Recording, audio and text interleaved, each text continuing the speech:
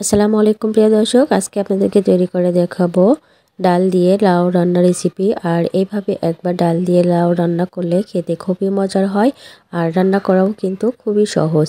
তো এখানে আমি একটা মাঝারি সাইজের লাউ চিকন চিকন করে কেটে নিয়েছি। আপনারা আপনাদের পছন্দ মতো লাউটাকে কেটে নেবেন। তো প্রথমে আমি এখানে দিয়ে দিচ্ছি হাফ কাপ পরিমাণ পেঁয়াজ কুচি আর 5-6টি দিয়ে দিচ্ছি কাঁচামরিচ, হাফ চা চামচ পরিমাণ আদা এবং রসুন বাটা।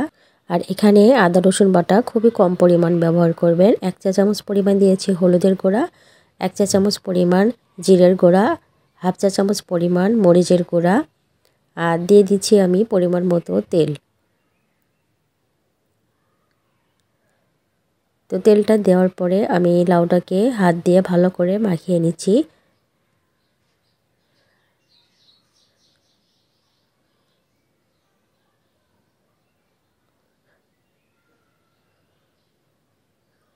তো কিছুক্ষণ মাখানোর পরে এখানে আমি দিয়ে দিচ্ছি স্বাদ মতো লবণ। তো লবণটা দেওয়ার পরেও আমি আবারও ভালো করে মাখিয়ে নিব। তো এভাবে বেশ কিছুক্ষণ ধরে মাখিয়ে নিতে হবে।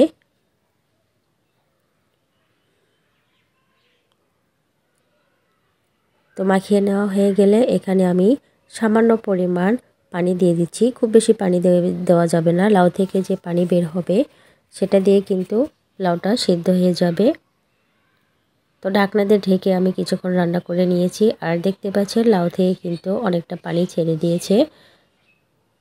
তো আমি হালকা নাড়াচাড়া করে দিচ্ছি, দিয়ে আবারও ঢাকনা দিয়ে ঢেকে আমি রান্না করব 5 থেকে 6 মিনিট।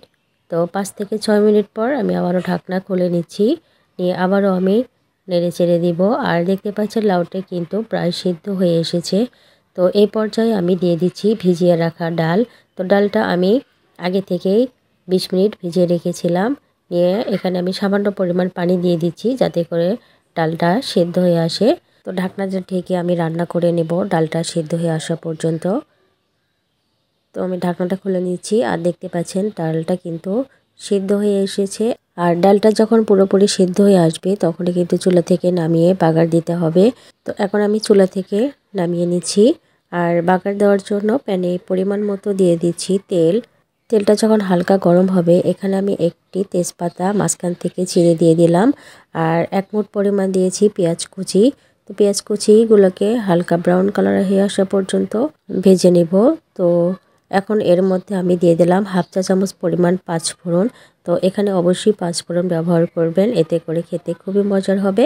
আর রান্না করে রাখা লাউ ডালটা দিয়ে দিলাম, দিয়ে সাথে সাথে ঢাকনাটা ঢেকে আমি অপেক্ষা করব 1 মিনিটের জন্য। আর 1 মিনিট পরেই ঢাকনাটা খুলে নিয়েছি, নিয়ে আবারও ভালো করে নাড়াচাড়া করে মিশিয়ে নিচ্ছি। মিশিয়ে নেওয়া হয়ে গেলে এখানে আমি দিয়ে দিচ্ছি ধনিয়া পাতা কুচি। এখানে অবশ্যই বেশি করে ধনিয়া পাতা দিবেন, তাহলে খেতে কিন্তু খুবই মজার হবে। তো চুলা থেকে নামিয়ে নিয়ে আমি একটা সার্ভিং ডিশে নিয়ে নিচ্ছি। আর দেখতে পাচ্ছেন কতটা লোভনীয় লাগছে। আর এইভাবে একবার লাউ ডাল রান্না করলে গরম ভাত, রুটি, পরোটার সাথে খেতে খুবই মজার হয়। এভাবে অবশ্যই একবার ট্রাই করবেন, দেখবেন পরিবারের সবাই কিন্তু খুবই পছন্দ করবে। তো ভিডিওটি ভালো লাগলে লাইক, কমেন্ট, শেয়ার করবেন। আজকের মতো বিদায় নিচ্ছি। আল্লাহ হাফিজ।